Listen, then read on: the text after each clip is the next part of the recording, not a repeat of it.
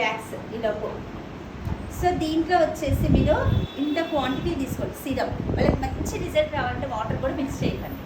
ఒకవేళ మీకు మనీ మొత్తం సిరం తోటి చేయాలి. మీకు మనీ తక్కువ ఇచ్చి వాళ్ళు ఒకవేళ అలా ఉంటే వాటర్ మిక్స్ చేసేసుకోండి.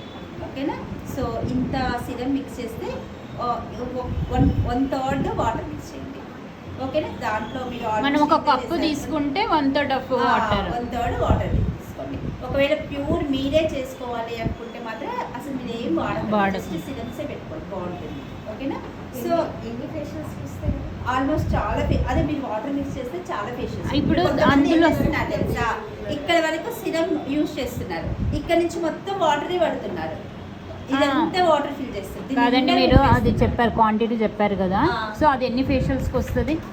అది 1-2 ఫేషియల్స్కి వస్తుంది. మేబీ ఇది ఒక 7-8 వస్తుండొచ్చు అంతే అంటారు. అదే ఒక బాటిల్ 7-8 చేసుకుంటే మాత్రం మంచిగా వస్తుంది. అంటే మంచి రిజల్ట్ చేసుకున్నా ఏ కాదు. అది పోసినాక వాటర్ పోసుకోవాలి.